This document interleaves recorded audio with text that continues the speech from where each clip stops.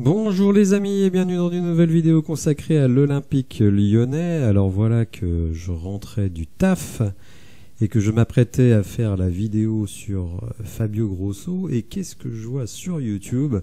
Publication par le site YouTube de l'Olympique lyonnais, la chaîne YouTube de l'Olympique lyonnais, d'une interview de Santiago Cucci réalisée par Gaël Berger. Donc vous imaginez bien que notre ami Santiago a été poussé dans ses retranchements. Donc il a décidé de prendre la parole parce que tout le monde lui dit il faut que tu prennes la parole quand même. Il faut que tu montres qu'entre deux réunions sur les tickets resto, eh ben, tu as une vraie utilité dans le club.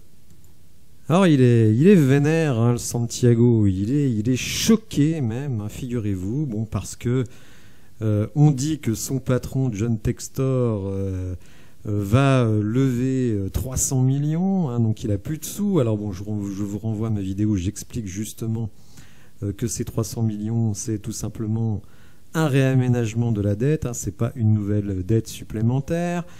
Il dit que l'OL a des finances extrêmement solides puisqu'une agence de notation vient de noter l'OL BBB+, alors que selon lui, le type d'entreprise comme l'Olympique lyonnais est en général noté BB. Bon, enfin bon, bref, je peux pas confirmer. Il dit également que le partenaire Iconic Sport qui pouvait partir si l'OL n'était pas introduit à la bourse de New York n'a pas confirmé qu'il allait quitter le club. Il est aussi vexé, figurez-vous, quand il lit partout qu'il ne sert à rien, qu'il est transparent, et pourtant c'est vraiment l'impression qu'il donne. Et vous allez voir que dans cette interview, finalement, on se rend compte qu'il ne sert pas à grand-chose.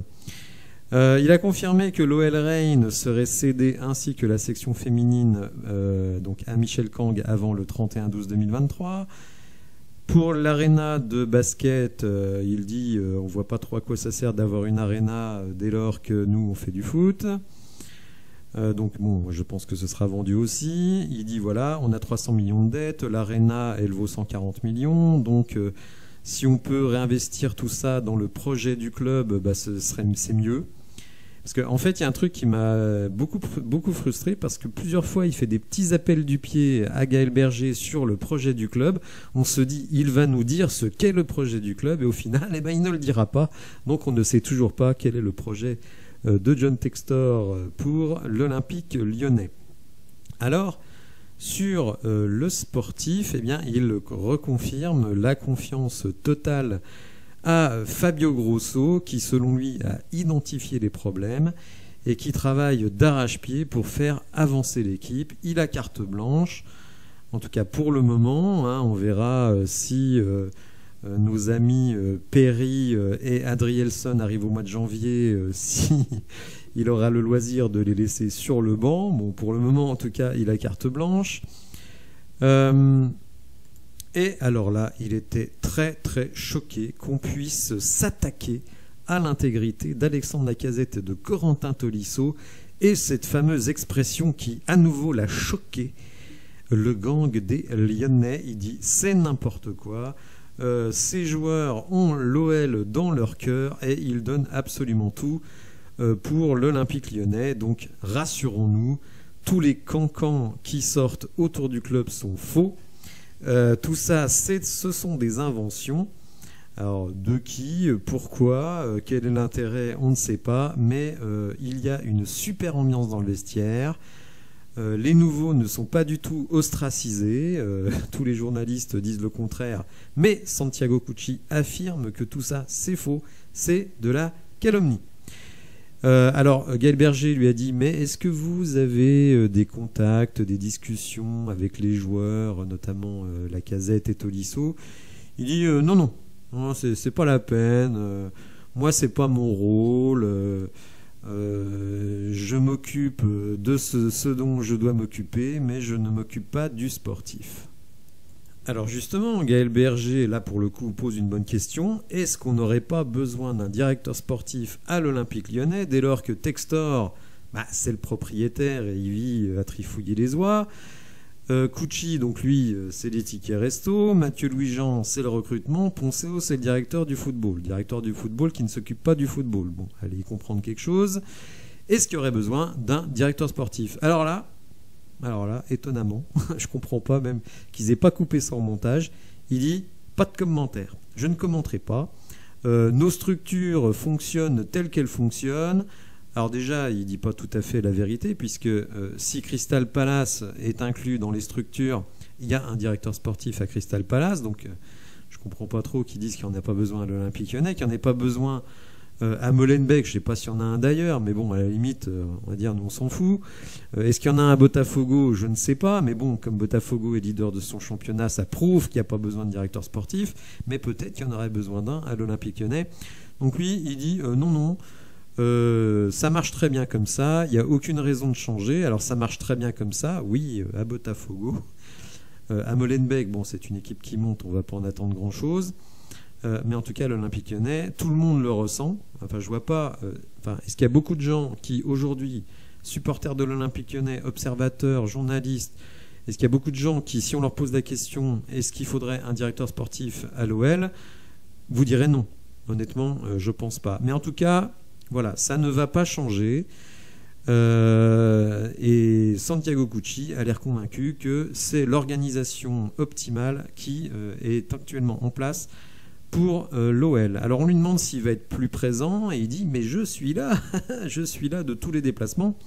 Alors, on aurait pu noter qu'il n'était pas là à Brest. Mais je ne m'immisce pas dans le job de l'entraîneur. Hein. Il va pas parler avec... Il est là, présence rassurante. Il faut dire qu'il a pour lui un charisme extraordinaire. Hein. Quand les joueurs le voient, vraiment, ils ont envie de se défoncer pour Santiago Cucci. Donc il n'a pas besoin de parler en fait. Hein. Il est là et ça suffit. Bon, je suis très sarcastique, mais bon, à un moment donné, quand on voit la situation, il faudrait peut-être quelqu'un d'un petit peu plus punchy, si vous voyez ce que je veux dire. Et il le redit encore, je ne souhaite pas être médiatique. Voilà, lui il veut rester dans l'ombre. Alors certains diront, bon, bah c'est pas son rôle, lui en plus il est intérimaire, il faut le savoir, hein. Il n'est pas nommé définitivement. Mais il dit, voilà, l'entraîneur il est là, alors quand l'entraîneur il a un conflit avec les joueurs ou qu'il y a des trucs qui marchent pas, bah, finalement personne ne le fait. Donc voilà, c'est comme ça, on se démerde entre nous. On a vu Laurent Blanc qui se sentait isolé. Je pense que Fabio Grosso, si les résultats continuent à pas être bons, il va se sentir très isolé également. Les joueurs, d'une certaine manière, à qui peuvent-ils se confier puisqu'il n'y a pas de directeur sportif? Est-ce qu'on peut aussi les rassurer, hein, notamment ceux qui ne jouent pas? Ben non, il n'y a personne puisque Cucci dit « je ne parle pas aux joueurs et je ne m'immisce pas dans le rôle de l'entraîneur ». Bon, alors qu'il ne s'immisce pas sur la tactique, à la limite, je veux bien le comprendre. Mais après, il y a quand même des rapports humains, des conflits, des gens qui ne vont pas bien. Et donc, bah là, on ne sait pas trop. On sait pas trop. Mais lui, en tout cas, il dit non, mais bon, l'organisation, elle est ce qu'elle est. On s'adapte s'il y a besoin de s'adapter, etc. Alors ensuite, là, Gaël Berger, je l'ai un peu taillé, mais bah, c'est normal, il travaille sur la chaîne du club. On ne peut pas non plus être trop comment dire, difficile avec son patron finalement. Et il demande quand même, est-ce que l'objectif aujourd'hui de l'Olympique Lyonnais, c'est le maintien? Alors Cucci, il dit non, c'est pas l'objectif. On va continuer à travailler, on va repartir de l'avant, on a une bonne équipe. Alors, ce qui est drôle d'ailleurs, c'est qu'il dit on continue à travailler avec nos valeurs, dont l'humilité. Alors, il me semble quand même que l'humilité aujourd'hui, c'est de reconnaître qu'on est dans la merde avec 3 points en 8 matchs. Et que, bah oui, on joue le maintien. De toute façon, bon, j'ai fait un sondage sur la chaîne dont je parlerai demain. Et vous êtes désormais plus de 75% à dire que tout simplement on vise le maintien et pas autre chose. Et penser qu'on joue autre chose, c'est même ridicule.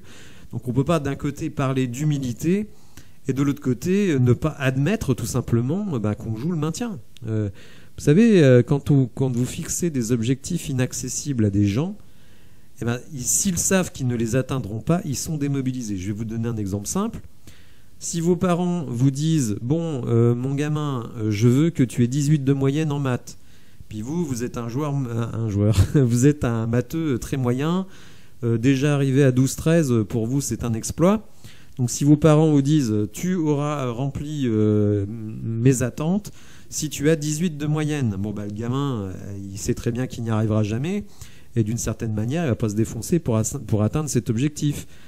Et donc bah, peut-être que si on lui avait dit bah tiens et déjà 12 de moyenne c'est bien, on verra ce qui se passe après, bah, peut-être qu'il va y arriver parce qu'il sent que c'est quelque chose qu'il peut atteindre. Donc là finalement si on n'admet pas que l'objectif c'est le maintien et qu'on continue à nous parler d'Europe, alors il n'y a pas à parler d'Europe, hein, soyons honnêtes, mais bah, si l'objectif il est inaccessible, il n'est pas identifié, bah, vous avez de fortes chances que les joueurs soient démobilisés. Alors d'ailleurs, après avoir bien ciré les pompes aux supporters, alors bon, je comprends qu'on puisse féliciter les supporters pour le soutien qu'ils apportent jusqu'à présent, eh bien, Gaël Berger lui a demandé est-ce que le match contre Clermont n'est pas vital? Est-ce que ce match est vital?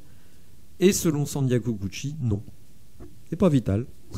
Le mec, si tu gagnes pas contre Clermont, tu as 4 points en 9 matchs, et le mec il te dit c'est pas vital.